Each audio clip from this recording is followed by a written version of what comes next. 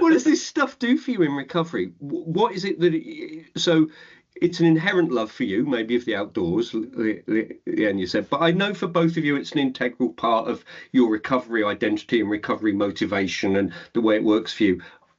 What's going on? Why is it so helpful to where you're at now to do these things, to be physically active, to be in the mountains, to do an ultra marathon?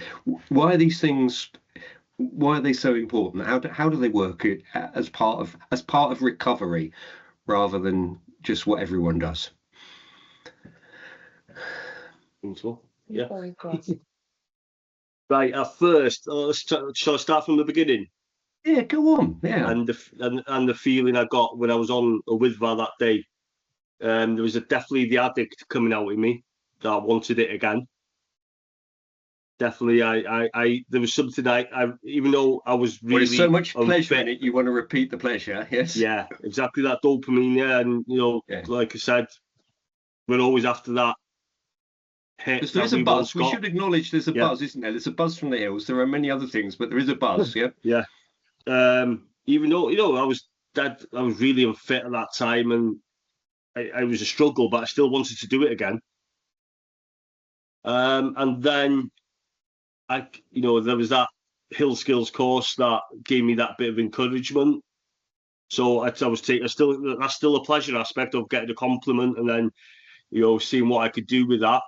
And then I started on my spiritual journey, if you like, through the 12 steps, and that's still ongoing today.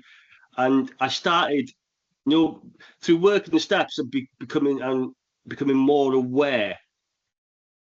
I found myself being in, when I was on the hill, I found myself naturally getting in the zone. My awareness, my senses were all opening up. There was something there that I can't explain in that spiritual aspect of that we all need to find in recovery, in some form, some way. Not there's no right or wrong way of doing it. For me, it became easier through getting on the hills. It was like walking meditation, if you like.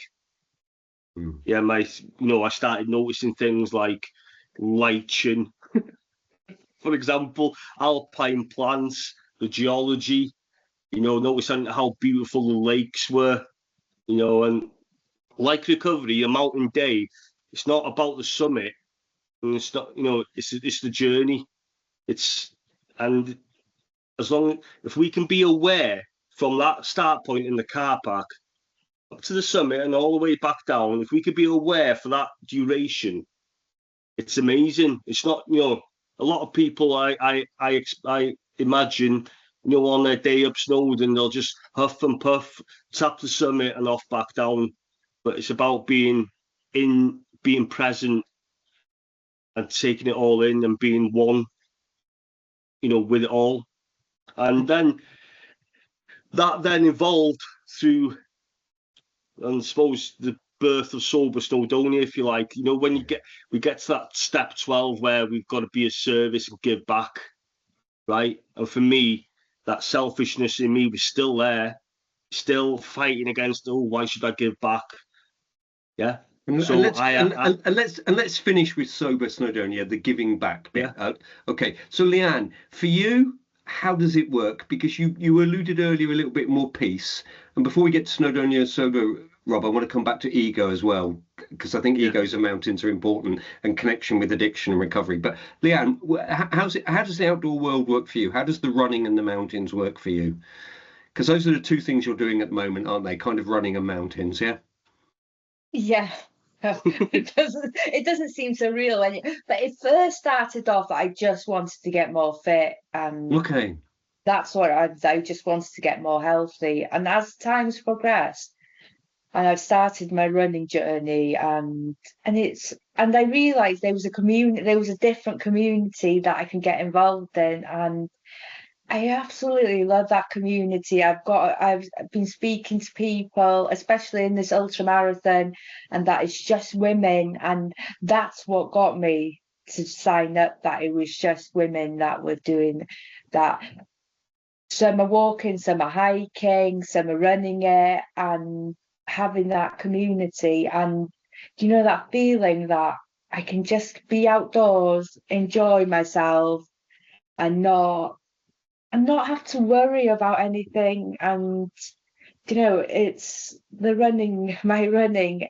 I get frustrated at times. I get because I'm not fit enough. I'm not good enough. But you know, I don't need to be. I just need to be on my own pace, enjoy that journey that I'm on, and as time goes on, yeah, it does get easier. But I'm enjoying that journey and you know that sense of peace and that serenity that I get. And I never thought that I would be running, you know, taking this new hobby up and experiencing that, you know, that high that you get. And you know, and people like saying well done. And you know, and I'm in my head I'm thinking that's a shit time. But but I really, that's just me talking to myself negatively. And you know, how other people see me is totally different. And and it's nice to be part of a different community as well, and not be seen as an addict, or a person that's had, you know, and and you know, that's where I'm at in my journey. And that's really nice because I love to promote, you know, I'm in recovery and helping other people, but also as an individual, I need to grow and to have that different community. And I never thought that I'd be at the point that I'd be with a running community. That'd be the last thing on my mind.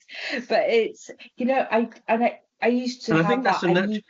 this is an important natural step in recovery, isn't it? So you're both beginning to allude to this, that actually once we're solid in our recovery community, it's how we start to step back into the everyday communities as well, and be comfortable in doing that. And you're doing that in a running community. Go on, carry on.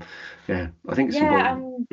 Do you know, as we talk about relationships and everything else, you know, this is my personal, and we get seen as a couple so much, but we do as individuals.